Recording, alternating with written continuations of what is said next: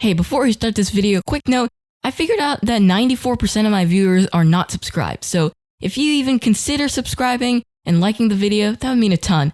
I'm shooting for 500 by the end of the year, and with your help, we might be able to get there faster. Anyway, on with the video. Hello everyone, it's Andrew the Astronaut here, and today we're going to be recreating the SR-72 Dark Star from the movie Top Gun and made by Skunkworks at Lockheed Martin. I saw this movie a few weeks ago and I really loved it. It was very cinematic, and kudos to Paramount Pictures. And in the opening scene, Maverick is riding a hypersonic aircraft called the SR-72. It is also known as the son of Blackbird, because the predecessor of the SR-72 was the SR-71, which was a hypersonic aircraft from the 60s that could go around Mach.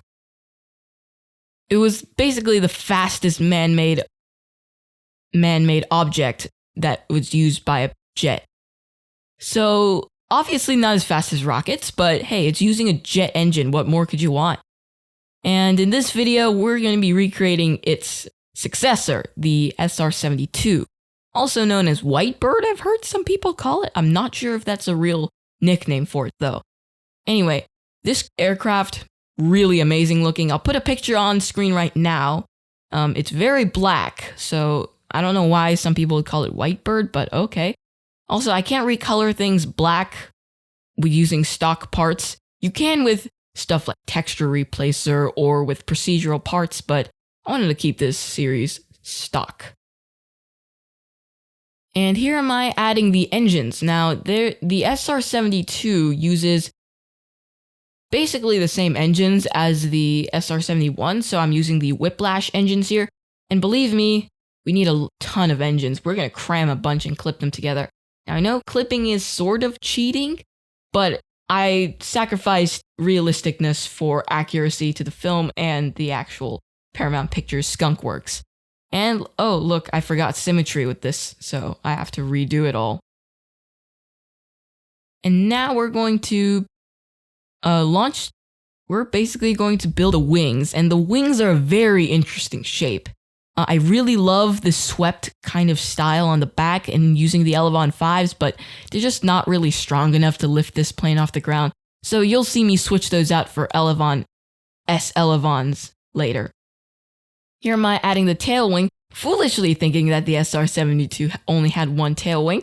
I really should have rewatched that movie scene and looked at better blueprints.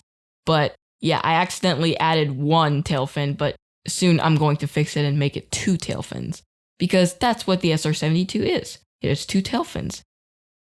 And this is me trying to make the tail fin a bit more to scale and a bit more realistic. It uses this very nice wing shape that I'm quite proud of, actually. I actually really like how this tail fin turned out. And it's not that hard of a shape. You could probably make a mini SR-72 out of this, which could be a topic of a future video, so stay tuned for that and make sure you subscribe and hit the bell so that you know when that video might come out. So I've accumulated a large amount of raw footage from the videos that I've been filming, and I plan to release them all at once. Well, not technically all at once, but a lot at the same time, so that you guys have something to watch over the weekend and the next week. Here am I making the interesting wing shape. Because the wings are sort of like merged with the cockpit, the center of lift is really far forward. So I had a hard time putting this center of lift behind the center of mass.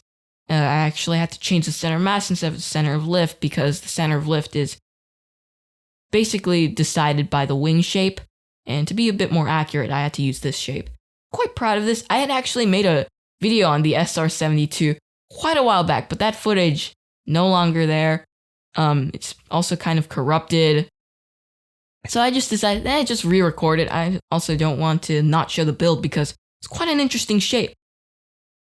Kerbal Spacecraft doesn't really have right scale landing gear for this. Like, the medium style landing gear is a bit too small, and then the large ones are a bit too big. So here I'm just going with a little smaller medium scale, and then the front one is just a small one.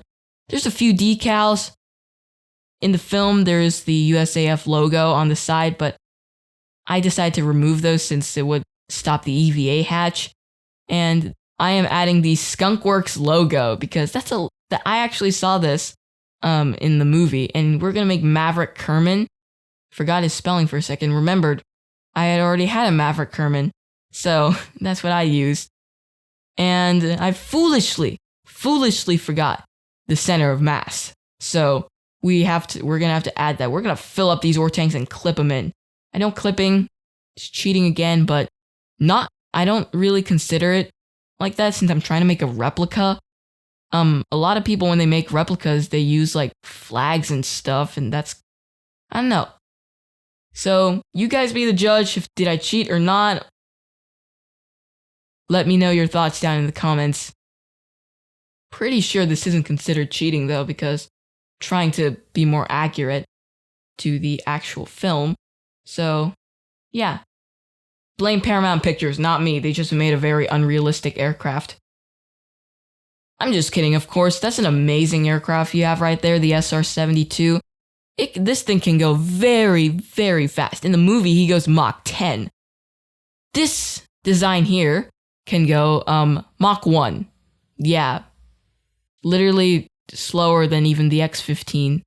And here is our launch. Now, believe me, I tried launching this from the desert airfield, and oh, it's a bumpy ride. I was like, wait, what's going on here? Okay, here we go. Now we're gonna launch. Some weird stuff happening, probably because there wasn't enough intake air. And now we're gonna take off. I had to use the entire end of the runway because this thing has terrible lift. Terrible. So, I'm not gonna put a craft file in the description because, I mean, why would I? This craft is literally not my best work. And you can see we gained a pretty amount of velocity. Now, to see how much Mach that you're going, and here's a nice thumbnail shot here. I might use it for the thumbnail. Who knows? Maybe another shot. Here's a nice camera tool shot of the aircraft. And I just realized, uh-oh, all hatches are obstructed. Oh no. Oh, it survived. So we just EVA'd him out. EVA'd Maverick out, and he just swam like this. This is basically just to know how you know what Mach number it is. Just look at the Kerbal engineer readouts, and here's a cinematic zoom in to the craft. Who's gonna rescue Maverick Kerman? And he just realized he made an SSTO, a single stage to ocean, and I made that trip before any of you guys did. I beat you. I actually have a recovery boat for capsules, but might as well just swim it over to Maverick Kerman. Guys, I actually didn't. I used Vessel Mover because then it would literally take ages for me to do it. And somehow, this craft file probably won't be in the description because this is also another ugly, cumbersome craft. And here we are, Maverick's here. We're gonna recover him. Thanks everyone for watching. I've been Andrew the Astronaut, and I'll see you next time.